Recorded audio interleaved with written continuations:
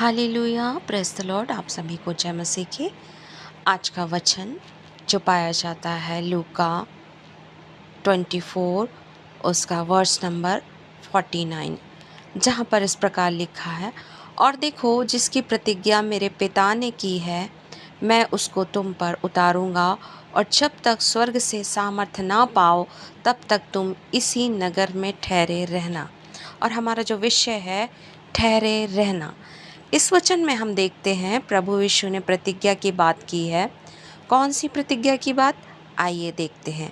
प्रेरितों के काम चैप्टर नंबर 1 उसका वर्स नंबर 4 और 5, जहाँ पर इस प्रकार लिखा हुआ है, और उनसे मिलकर उन्हें आज्ञा दी, यरूशलेम को ना छोड़ो, परंतु पिता की उस प्रतिज्ञा के पूरे होने की बाट जोहते रहो, जिसकी चर्चा तुम मुझसे सुन चुके हो।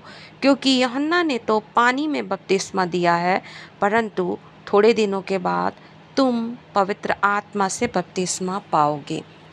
ये वचन चेलों के लिए ही नहीं था, ये वचन हम सब जो मसीह के फॉलोवर हैं हम सब के लिए भी है। हम सब जानते हैं केवल एक ही बपतिस्मा नहीं है। यूहन्ना ने कहा था, मेरे बाद जो आने वाला है वह तुम्हें पवित्र आत्मा और आग से बपतिस्मा देगा। यूहन्ना के स्थान पर अगर हम देखें तो हमारे आज के पास्टर्स हैं जो हमें पानी से बपतिस्मा देते हैं। अब हम यहाँ पर ध्यान दें, प्रभु ने स्वयं ये कहा, प्रेरितों के काम उसका फर्स्ट का वर्स नंबर 5, जहाँ इस प्रकार लिखा हुआ है, क्योंकि यूहन्ना ने तो पानी में बपतिस्मा दिया है, परंतु थोड़े दिनों के बाद तुम पवित्र आत्मा से बपतिस्मा पाओगे। हमारा पवित्र आत्मा का बपतिस्मा, मेरे प्रियो, ये बपतिस्मा प्रभु यीशु ही देते हैं। वो 120 लोग प्रभु के कहे अनुसार उस बात की बाट जो रहे थे जो प्रभु यीशु ने कहा था। और पेंतिकुस्त के दिन पवित्र आत्मा उतर आया। लिखा है, जब पवित्र आत्मा आएगा तब तुम सामर्थ पाओगे। आज क्यों बपतिस्मा लेने के बाद भी हमारा जीवन नहीं बदलता? कुछ लोग उसके सही अर्थ को समझते हैं, परंतु बहुतों के जीवन में पाप निरंतर क्रियाशील रहता है। परंतु पवित्र आत्मा के बपतिस्मे के द्वारा से उस पाप पर हम विजय को प्राप्त करते हैं।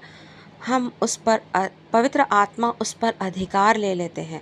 पवित्र आत्मा के बपतिस्मे से कोई व्यक्ति ईश्वर नहीं बन जाता, हाँ, उसकी संतान जरूर बन जाता है।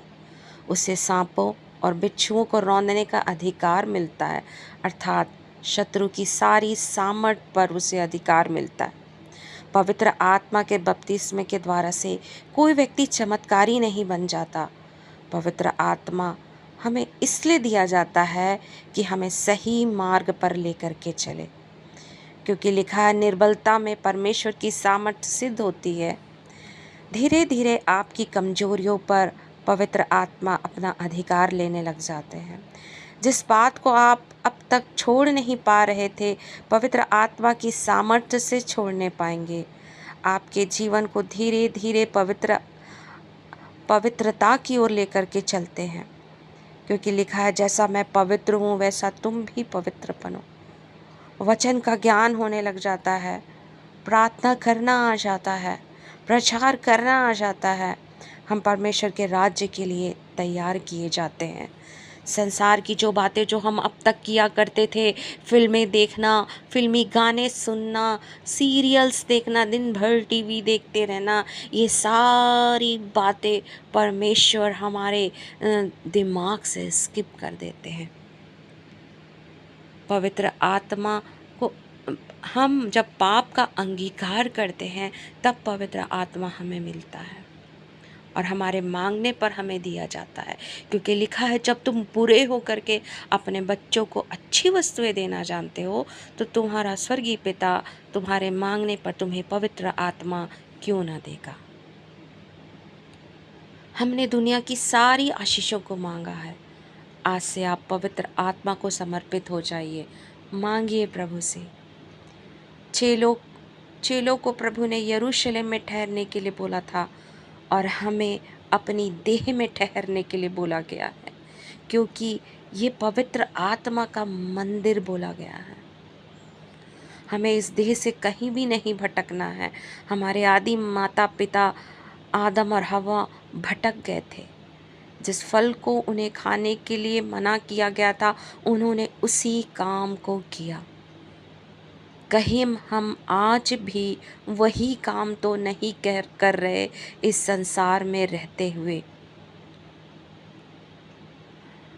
उन्होंने उस फल को खाया और वो नंगे हो गए, अर्थात उनके ऊपर से पवित्र आत्मा चला गया। वे परमेश्वर से छिप गए। शिमशोन ने भी दलीला के सामने भेद खोल दिया था, जिस बात के लिए परमेश्वर ने उसे मना किया था। पवित्र आत्मा उसके पास से भी चला गया था। हमें आज एक मौका दिया गया है, प्रभु ने दिया है। हमारी देह पवित्र आत्मा का मंदिर है। क्या सही में हम पवित्र आत्मा का मंदिर हैं?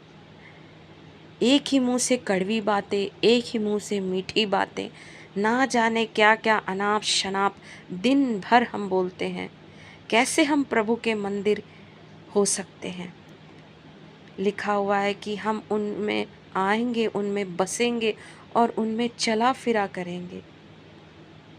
कैसे परमेश्वर हमारी देह में रह सकते हैं? कैसे उस पवित्र आत्मा का वास हमारी देह में हो सकता है? वचन में यह भी लिखा हुआ है कि अंत के समय में ऐसा होगा कि मैं अपनी आत्मा सब मनुष्यों पर उंडेलूँगा और तुम्हारे बेटे बेटियां भविष्यवाणी करेंगी और तुम्हारे जवान दर्शन देखेंगे और तुम्हारे पुरनिये स्वप्न देखेंगे। हम अंत के समय में चल रहे हैं। आत्मा उंडेला जा रहा है। ले लें। एक समय तक बाइबल में हर बात का समय तय किया गया है। लिखा है, मेरी आत्मा में चल और सिद्ध होता चला जा। आपके कान बदल जाएंगे। आपको प्रभु की बातें अच्छी लगने लगेंगी उन्हीं कानों से। पवित्र लोगों की संगति आप ढूंढने लगेंगे। आपके कदम बदल जाएंगे। जो गलत जगहों पर जाते थे वह सही दिशा में चलने लगेंगे। व्यक्तियों की पहचान होने लगेगी। परमेश्वर के पवित्र प्रजा हम तभी कहलाएंगे जब हम ठहरे रहेंगे और उसकी प्रतिज्ञा की बाट जोहेंगे, उसकी आज्ञाओं में बने रहेंगे। ठहरे रहें अपनी देह में, अपने प्राण में, अपनी आत्मा में और निरंतर प्रार्थना करें और प्रभु से मांगें। प्रभु से उसका पवित्र आत्मा मांगे। मेरे प्रियो, प्रभु आप सभी की अगुवाई करें। आप सबों को जय मसीह की। Praise the Lord. आमीन।